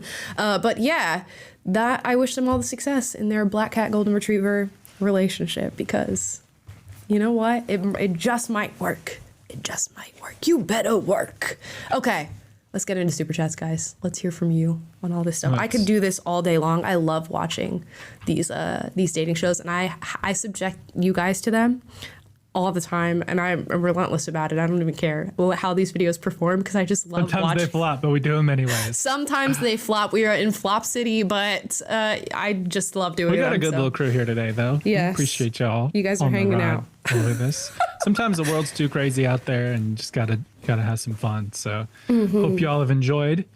Let's see. RJ Adventure Ready is our first super chat today. He says Amala is. I'll read this. Yes, Amala is certainly giving lesbian art teacher. Martha Stewart is quaking. No, I literally thought that. I was looking in the mirror today doing my. I was like, it's giving masculine. There's something. I do look like. I think it's a shirt too. It's like a. Okay. I don't know. Now, are you ready for shirt. actual lesbian realness right now? Okay, hold up. Ruh-roh. At the very least, bisexual with the glasses on. At the very least, it's bi. I don't know. I look like I date women with this hair. I know. I'm okay with that. I'm okay with that. You know, I take different hairstyles, and it completely. The fun thing about my hair is that I feel like it completely changes my look when I change it. So there you go. I'm fine giving lesbian. When we connected on the call, I was like, this is the third person you've been this week. When my boyfriend says he wants to date other people, there you go. That's what I do. Yeah, no, I'll take it though. It's Pride Month, so we'll give a little lesbian energy today. All right, Andres Antonio Gonzalez, something else, but the name's cut off because it's too long, but love that. Hey, Amala, here in Uruguay, where we were used as beta for extreme socialism since 1960. Now in Montevideo, the main city with a bigger percentage of communists, if you are right-wing, they exile you in a passive way, won't talk to you, won't date you. You are tagged as the scum of the earth. Oh, wow. That sounds interesting. So it's like you're a social pariah if you are a communist, or if you don't support communism. What did it say? I guess if you're insufficiently socialist or communist, then you are a pariah. So they got some sort of a socialist meter that you must be this tall to ride. And if you're not, we are not going to talk to you ever again. That is very interesting. I've never done a lot of traveling, but it'd be interesting to go around to these different places and witness this stuff sort of firsthand, because it's so different hearing about it from you guys in what you're writing. So that's crazy. That's wild. Rick Ray. Cora Hetland says, hi, I wonder, how did you and Taylor know each other? Oh, okay. So I started making TikTok videos when I was 19, 20, and they started taking off on TikTok. And this was before I ever worked at PragerU. And then PragerU hit me up because Taylor found one of my TikToks and was like, we should hire this girl. And he was out there advocating for me. And then I came to LA and filmed a video and met Taylor, and we hit it off, and he was already sort of working on my pitch to PragerU and with finding my videos and stuff like that. So when I was hired, he was like my liaison. He was my right-hand man, and that's how we met. So yeah. I've been producing for her pretty much ever since in one capacity or another. But yeah, it's fuzzy on the details because our other friend Sabrina also had a big hand in getting you to PragerU. I can't remember I think she and I independently saw your videos floating around and were both like, oh my gosh, we need to hire. Because at the time they were trying to hire a new personality, and we had someone else we were very close to hiring, and I was like, no, we have to stop this. And then Sabrina and I both pushed hard. So shout out to her as well. And we had a happy ending. So yep. And Taylor and I are always on the same wavelength as far as work and what we do and what we create. So that it's just always worked out. That was 4 years ago. Yeah, something crazy. It's been 4 years. We've been seeing some of y'all saying I've been watching since the first show y'all did, or the early days. And it's man, I guess it's been starting to be years now, which is been a while. Cray. That was a great question. Thanks for that. Yeah. Thank you, Cora. And from a Norwegian, no less. I love that. Nicodemus says, first, love this haircut. Since you did your hunter-like training with Cameron Haynes, would you consider spending a day with Hannah Barron? Bow training, fishing, catfishing, building a wood house, etc. Cheers to both of you. I would do that. I'd be interested in that. My one thing is oh, the poor fish, the little hook in the fish. I used to my one tale of fishing is my grandfather loves to fish, and he was in the Navy for, oh my gosh, nearly 3 decades. And we went out fishing when I was a kid, and those fake fishing poles that you can get for little kids that have a huge fish at the end of the line that you just throw and reel back in and throw and reel back in. It's like a little practice rod. He took all this time to get his fishing gear prepared, get me and my sister out on this little John boat that we still have in the backyard, and took us out to the middle of the lake. And my first go at it, I threw the entire rod into the water and just watched it sink slowly. Never got that back. So, and my grandparents still live on that very same lake, and that rod is somewhere just not even decaying because it was made out of plastic and metal. It's somewhere down there in that lake. You know what you need to do is go back there and do my latest YouTube obsession, which is magnet fishing, where you take these strong magnets that are attached to a rope, throw them in. And these guys are pulling up guns that have been used in crimes that people threw away, and safes and all kinds of crazy stuff off the bottom of lakes and rivers all over the country. So, yeah, you don't have to. You can, if you're not good at that kind of fishing, you can take the magnet out there and fish for other things that you don't have to worry about hooking animals. Get back my little pink fishing rod, my pink plastic fishing rod. Tajikistan. Andre Andres Burgos says, I question the value of these social experiments. The interactions seem awkward, forced, disingenuous, and cringeworthy. Yeah, It's a good list. that is a good list. The interesting part of it is when you do get those genuine moments, and that's what I love, and that's why I like watching them, because there's genuine moments that happen in the mix of awkwardness and all this stuff, and I feel like that's so interesting. Also, awkwardness is just a part of life, so it's kind of interesting to watch other people go through awkward moments. I will rep these dating videos till I die. I love watching them. On another level too, like some of the other shows like Love is Blind, it's a cool social experiment just conceptually, but I feel like a lot gets lost in the if you're going to be cast on one of those shows, because you are casted, like you're interviewed extensively, they get your whole life story, and to some degree they pull the strings on all sides and kind of can try to shape narratives and things like that, and it's not scripted, but somewhat it's very controlled. If you're like almost anything that makes it to like a mainstream television status, so on a channel like Jubilee or Nectar, I feel like these are a little, even though they might try to do that on the fringes, there's so much less you can do. And like you have a day to shoot with these people. It's not as like formal and extensive and whatnot and big budget. So it's a little bit more raw, a little more real, a little more unpredictable. And I think that the cool moments shine through, even though it does make you despair of humanity. I say cool moments, the insightful moments, the moments that show you something about humans or our modern culture or how people are looking at dating relationships. So I think that's why it's interesting to me, at least. 100%.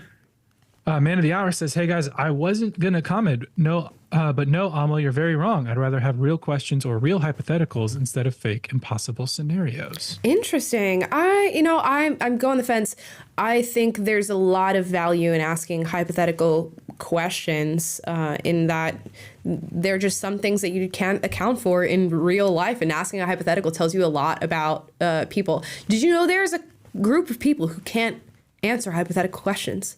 Like they cannot see themselves in a hypothetical situation, which is kind of crazy that even exists in the first place. I like hypotheticals. I feel like there's telling things. There's situations that people haven't been in that they have to sort of hypothesize how they would react to. So they're a useful tool. I don't think your entire conversation needs to be hypothetical questions. It's just one key component of conversation that I wouldn't want to get rid of. Yeah, and I think it's less so much about being like, oh, hypotheticals are essential to dating, banter, or opening or whatever, but it's more vibing, being able to demonstrate that you can competently like vibe with another person and enter into the headspace they're in, enter into their world for a moment and make them feel at ease with you and connect with them where they are. And if you're only capable of connecting with them over like, here's literal things that I am interested in, and here's facts that you're limiting the scope of your ability to interact with people. And there's people that you might connect with on other levels, but that's going to be a barrier to you if that's how you're approaching conversations with those rigid rules of like, oh, I don't like hypotheticals. So have fun. Have fun. Just chill. Just chill.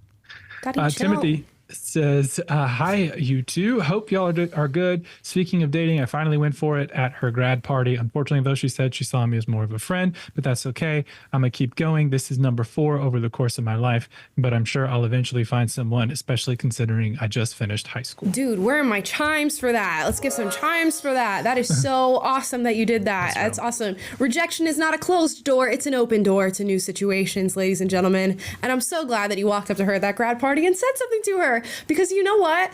Imagine the time you spend agonizing over thinking about going up to this person, thinking about the hypothetical of what your relationship could or could not be, thinking about what she's going to say when you walk up to her. You can cut all that and just walk up and say, this is how I feel. How do you feel about it? And she could be down, or she could say, we're friends, or she could say, I don't like you. And that is a resolution to an ongoing conflict in your life, and you move on. And the fact that she sees you as a friend and likes you in that respect, awesome. On to the next. Awesome. You're free now. And I will say that's a good observation. You, especially considering I just finished high school, you said, and you have a whole life ahead of you. If I think, ask almost anybody. There's some high school sweethearts that make it, but almost anybody will tell you like, who they were hung up on in high school was not the right person for them, and they're so grateful it didn't work out. And that's even true of me in like early 20s and stuff like that too. So you got time on your side, and it's great that you're learning these lessons and moving on. So, I couldn't give you the name of somebody that I had a crush on in high school.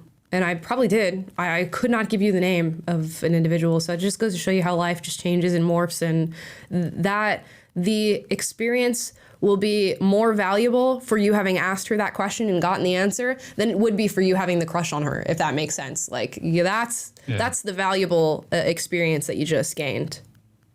Yeah, and not to belittle what you're going through either. Like, it sucks. It hurts when you get that gut punch and things don't work out how you hope, and that's you're gonna feel those emotions, and that's okay. But there's hope. Look up. 100%. Things are good. There are brighter days ahead. Love that. Love that you did that. That's awesome. Because so many people would just like think about doing it and it just never ever happens. Of course, because we chicken out. But like, you did not chicken out. That's what I love. Andres Burgos says, good question for a date. If heaven was one day from your life to live for eternity, what day would you choose? Super grateful for you both, ML and R. That is such a good question. I don't know if I have an answer to that. I would want to pick a day where I had like the most people that I love in my life around in that day. Like I got interactions with each of those individuals. I would strategize in that way. So it'd have to be something like that.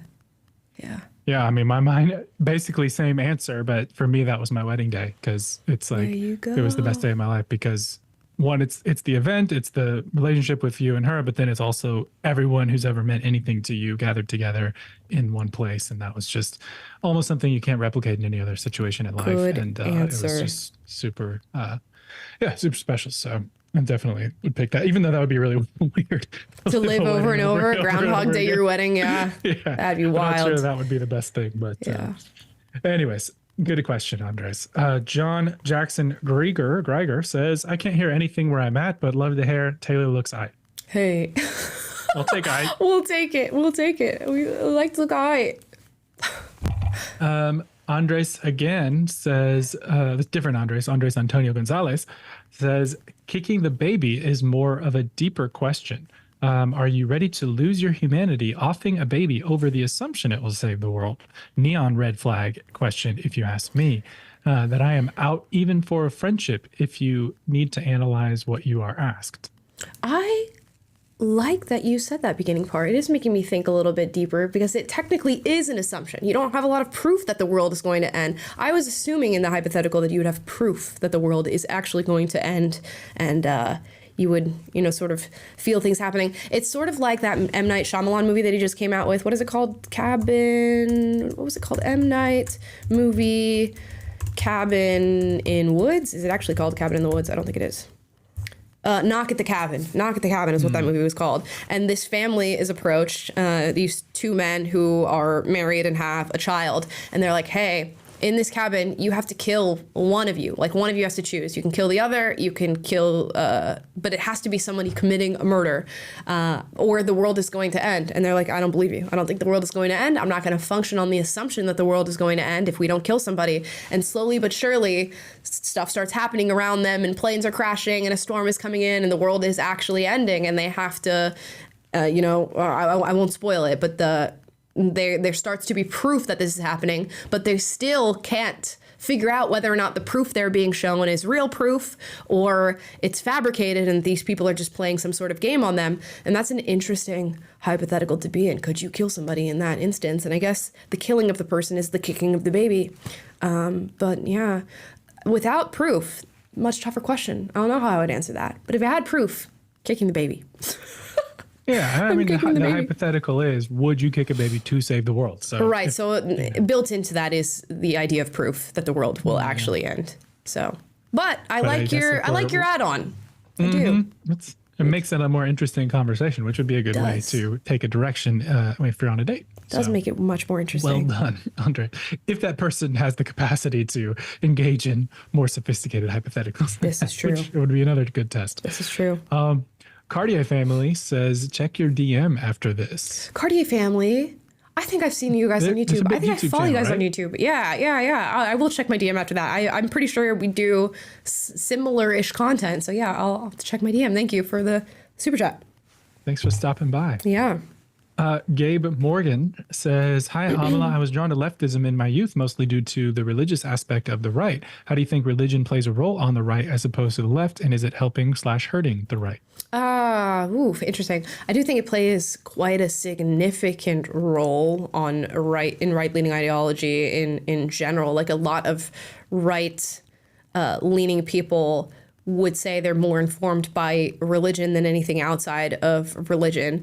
To me, as a secular person who is non-religious, that would be to the detriment of your side politically. But if you are a religious person who subscribes yourself to that ideology, you would not think it's to the detriment, because what you want to fulfill is the spreading of that religion, or at least the living out of that religion. And society, you would want society to reflect that in some way, shape, or form. So for me, not necessarily a super positive thing that religion is informing the values, but I understand for religious people why that would be.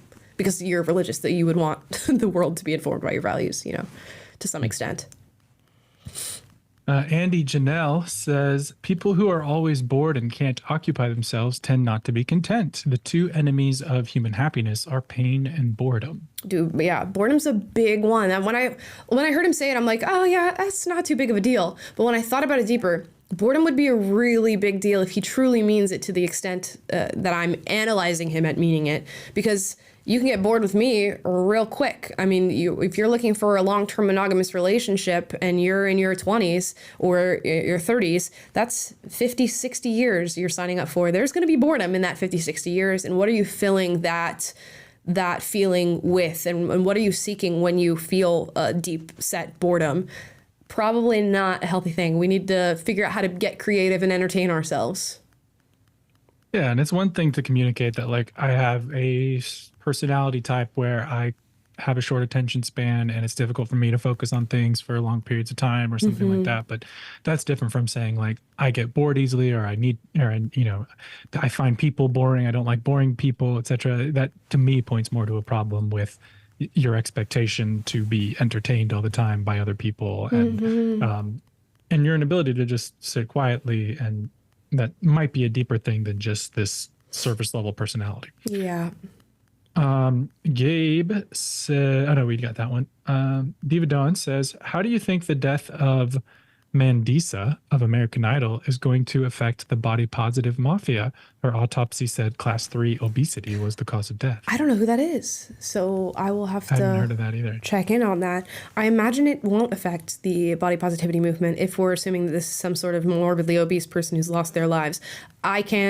There's a laundry list of morbidly obese people who are part of the body positivity movement who have lost their lives, and it hasn't affected anything. So I don't know. You'd hope that it would be a wake-up call for people who are in support of health at any size and stuff like that, but probably not. Probably won't do much, to be honest. John Jackson Grieger says ignore the comma in his earlier comment about not being able to hear things where he's at. Okay, no Thank worries. you, John, for clarifying. I think we got it, though. Appreciate it. Becky says your hair looks so good today. Oh, thanks, Becky. Becky with the good hair. Y'all know that Beyonce reference. I know you guys know that. I actually don't. It's actually honestly derogatory at this point, because Becky with the good hair is the one, she's talking about Jay-Z cheating on her. So I mean Becky with the good hair in a good way, Becky. Thank you. Nice save. Cameron Mitchell says, I hate how gay relationships are so hypersexualized in our culture. I also hate how the same people who preach tolerance throw out conservatives.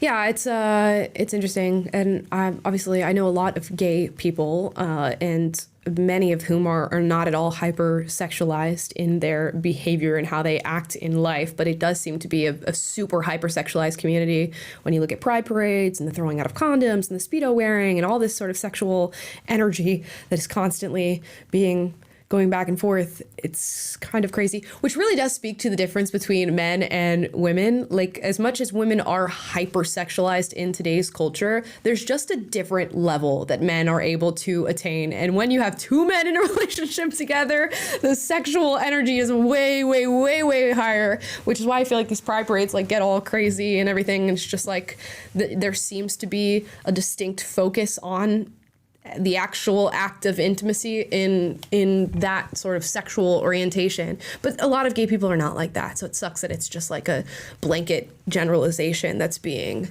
pushed on to them.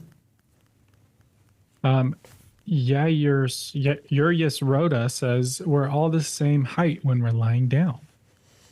We are all not if you're in the body positivity group. That'd be a crazy thing. Yeah, no, not if you're in the body positivity group, I guess. But yeah, that'd be a crazy response to a woman being like, I'm not into short kings. We're all the same height lying down. Red flag. Sorry. Shoot your shot, I guess. I would be like, that's really clever, but also I don't want to go on a second date. Sorry. Can the button light up red, please? But also really Beep, witty, beep, beep. really clever. Can appreciate that much. Trey Bannon says, to clarify from Monday, corn dogs is a term for LSU fans for SEC rivals or from SEC rivals. We Bama fans are Gumps. Hope Taylor isn't converting you into one. Gumps and corn dogs. That's what I hear. I don't know why I have to say that in that accent, but gumps and corn dogs is what. I honestly have never heard that LSU fans are called corn dogs. That's interesting. Yeah, interesting. And I didn't know Bama fans are Gumps. That's Wow. deeper knowledge. You're a corn dog, Taylor. How does that feel? I don't know. I mean, corn dogs are awesome. Corn so dogs are they're I'll take awesome. it. I haven't had a corn dog in so long, and honestly, that is to my own detriment because corn dogs are amazing. It's very true. So there, Trey. I guess she is an LSU fan. Yeah. Whatever a Gump is. A gump. It's so funny. Maritza says, have you seen Love Undercover streaming on Peacock? I think you would get a kick out of that show. I don't have Peacock. There's too many streaming services, guys. I have Max. Now I have Disney Plus because I literally had to download Disney Plus yesterday to watch Star Wars The Acolyte, which we're doing a whole video on that's going to come out tomorrow. But yeah, I have Max, Disney Plus, Netflix, Hulu. Not Peacock. I'm sorry. It's just not happening. I got Peacock for The Office and I meant to cancel it and I don't think I ever did. So I think I still have it. Damn. I'm horrible about that. Well, I have like almost all of them, but some of them are from family members or people who logged into mine once and I never logged out and stuff like that. It's just so ridiculous that these streaming services are able to take this content and just divide it up to all these different monthly subscriptions. I know that it's legal, but it should be illegal. In my world, it's illegal. They should all go on one platform and one platform should have a fee because, oh my gosh, it's too much. Let me tell you about a thing called cable. I know. Back in the Disney. Nicodemus again says, rest assured, no hook. Hannah Barron catches catfish by hand. No kidding. Merci et good night. I've seen her. What is that called? Noodling? Isn't that called noodling? Not for me. I don't want to stick my arm in the face of a fish. And I get it's like, if you're going to eat the animal, you should be willing to catch the animal. I don't eat catfish, though. So this is one that I am exempt from participating in. I'll eat some fried catfish. It's not like my favorite, but every now and then. Yeah. It's like a good southern dish. staple. Southern staple. Escape Camper Hire says you should have bought a dog, not a cat. # dogs rule. I got a dog. Charlie. She's She did. chilling. I was neither a dog nor a cat person. I was a non-animal person. Not like an anti-animal person. It's just indifferent, like not willing to take the effort. Right. But then my wife had a cat since before I met her. And so he became my adopted son. And I guess now I'm more of a cat person. He's Now you're my a cat homie. person. I like it. And There then you go. Who doesn't like a little baby kitten? You know, I'm not mad at For that real. either. So Dude, if you're lonely, if anybody out there is lonely and like needs more human interaction, get a puppy. And I'm not saying just get the puppy as a means of using it to get human interaction, but take care of your puppy, get a puppy, bring it out places. You will never I've never had so much human interaction in my life than having a dog around so many people. Oh, can I see your dog? Can I pet your dog? Little kids want to play with the dog. You're out with neighbors. They want to talk to you about their dog and your dog and all this stuff. If you need a little human interaction in your life, a dog is the way to go. I cannot believe how much it has increased the amount of people who talk to me. And I'm open to that. It's fine by me. when you said if you need more human interaction, get a dog, I was like, wait, what? But that totally makes sense. That humans actually do, and it's like an instant icebreaker. It is. That's walking around with you. Yeah. Yep. It will. They will gravitate towards you. Yes, 100%. So the incels need to get off Reddit and go to the dog park, is what you're telling me. Yeah, get a dog and treat it well. Don't just use the dog. Yeah, that's As bait. true as well. Andres again says, religion. I am a gay center right-wing Republican and I reject Catholic Church. I am more into Umbanda, a Brazilian good voodoo religion kind. Whoa. So no religion won't rule your political ideology. I've never heard of her. Never heard of Umbanda. Umbanda? I'll have to look into that. I've never heard of said religion. Yeah, I mean, some people let it, some people don't. Some people it informs a lot of what they do. Some people it doesn't. It's just, we're all over the shop these days. Diva Dawn says, follow up. She was not recent American Idol. That was context. I was wondering if the mafia would use it to strengthen their narrative about fat hate. Yeah, I don't know. I feel like I haven't heard anything about this. So I don't know that it's a super major story. I'd have to look into it. And Quazikule, I think this might be our last one, says, Okay. Quasi's back again, soon coming Quasi's back. to a year since following you. It's been a joyful ride. I'm so glad. Love y'all. Have a nice day. #based Quasi. Aw, it's super great. It's going to be the 1 year anniversary of you watching this show. That is very, very cool. And I thank you so much for your continued support as you watch the show. Guys, that's all we got for you today. Hopefully you had a fun time. We sat through some different dating videos. Oh, we did get another super chat from Jaded Dusk. I don't know how to say that, sorry. The odd guy at my local mall used to approach people to no avail, but he recently got a dog and now people approach him. So you're onto something, LOL. See, it's weird when strange people do it, okay? But you know what? It really does work. If you get a dog, people are going to approach you. They're a dog of any age. People are going to want to talk to you. Just make sure you get the right dog. Like, have it tailored to your lifestyle and something that you can actually take care of and do so reasonably so they have a happy life. Don't just go buying dogs because I said it will increase your interaction. Sasha O'Neill says, hey guys, happy Wednesday. I'm late from my walk in the park. Will watch now. Just wanted to say hi and great look, Amala. Sasha, guys, thank you so much for the love on my natural hair. I really appreciate it, even in all its lesbianism. I love it, guys. Thank you so much for watching. Oh, another one. Yeah. Okay, you want to read Andres Burgos says, boredom subjective, choosing to suffer by thinking of what else you could be doing instead of taking action, or get present and grateful for what you have. That's right. When you're bored, have some gratitude. When you're bored, get on to other things. Do what you've been putting off. Why do tomorrow what you can do today? It's coming from a really big procrastinator, and that's me. But I'm not a bored procrastinator. When you're bored, watch us react to dating videos for 2 hours. Yes, exactly. Just come visit us on this channel. Okay, guys, now, if you like this video, like, subscribe, click the notification bell to be notified every single time we're live. It's Monday, Wednesday, Friday, 1 p.m. Pacific, 3 p.m. Central, 4 p.m. Eastern. Plus, we post videos for you guys every single day. Tomorrow is my review of the first 2 episodes of Star Wars The Acolyte. I watched it. Is it a gay Star Wars iteration? Yes, it is, and I'll explain exactly why, although it wasn't that bad. I had an all right time watching those 2 episodes. Let me know what you think about everything we talked about in the comments down below today. I will be reading. I'm watching you. I'm always watching, making a list, and checking it twice. Guys, thank you so much for watching. Have a fantastic rest of your day, and I will see you tomorrow where we talk about Star Wars, The Acolyte. Peace out.